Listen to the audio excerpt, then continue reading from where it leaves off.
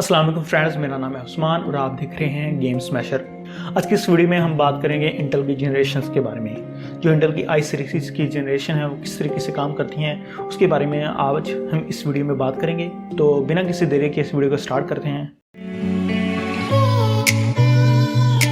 तो जैसे कि आपको पता होगा कि जो इंटेल की सीरीज़ है i3, i5 और i7 और i9, इस सीरीज़ में 1 to 10 जनरेशन्स होती हैं जस्ट i9 को छोड़कर। i9 में सिर्फ 3 जनरेशन है, 7, 8, 9 और 10 बस।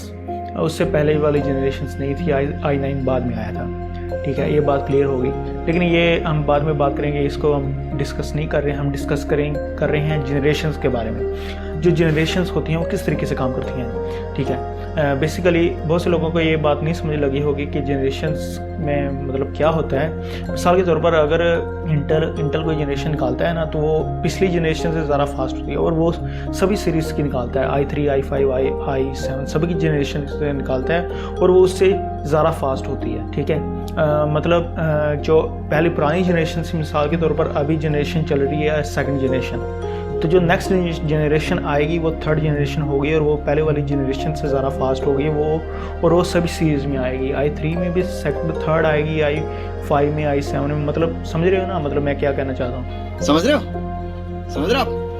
हो ना, यही चीज़ है बस। ठीक है, इसी चीज़ को हम डिस्कस कर रहे हैं। जब भी एक नई जनरेशन आती है वो पिछली जनरेशन से बहुत ही सारा इम्प्रूव होती है। ठीक है, पिछली जनरेशन से ज़्यादा कोर्स होते हैं, ज़्यादा उसकी फ्रीक्वेंसी होती है और वो ज़्यादा अच्छा परफॉर्म करती है। मिसाल के तौर पर जो i3 10 जनरेशन है वो इक्वल है i7 4 जनरेशन के। ठीक है, तो मिसाल के तौर पर अगर कोई बंदा कहता है कि मैंने i4 4 जनरेशन ले लिया तो और i3 10 जनरेशन को उसने इग्नोर कर दिया, तो उसने बहुत बड़ी भूल कर दी है, क्योंकि i3 10 जनरेशन ज़्यादा अच्छा था i5 4 जनरेशन से। तो ये कुछ चीज़ें होती हैं जो लोग इग्नोर कर जाते हैं, उन लोगों को पता नहीं होता और वो धोखा खा जाते हैं। और जो शॉपकीपर होता है वो इसका फ़ायदा उठाकर आपको धोखा दे सकता है। ठीक है, ये चीज़ आपके जहन में होनी चाहिए कि जो i3 10 जनरेशन है वो ज़्यादा फास्ट है i5 4 जनरेशन के। ठीक है, जनरेशन इसी तरीके से काम करती हैं। ठीक है, जो लेटेस्ट जनरेशन होती है वो हमेशा फास्ट होती जाती है वक्तन। अभी आप सोच रहे होंगे कि जी हमें कैसे पता चलेगा कि ये कौन सी जनरेशन है। ठीक है, ये i5 का फलां जनरेशन कौन सी है, हमें कैसे पता चलेगा।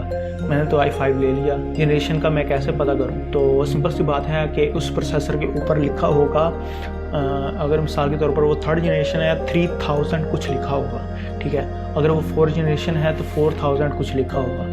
ठीक है, इस तरीके से वो जनरेशन्स काम करती हैं। मिसाल के तौर पर मेरे पास i7 7 जनरेशन है तो इस पर लिखा होता है i7 7700। ठीक है, और इस तरीके से सभी जनरेशन पर लिखा था। ये बेसिक कंसेप्ट है कि जनरेशन का पता लगाने का ये कौन सी जनरेशन है। ठीक है, ये आपको ज़हन होना चाहिए। ये वीडियो अभी इतनी डिटेल में नहीं है कि कुछ लोग मतलब कमेंट में कहेंगे कि जी ये तो हमें भी पता था, और लेकिन कुछ लोगों को नहीं पता होता। ये बेसिक इन्फॉर्मेशन बहुत से लोगों को देना ज़रूरी थी।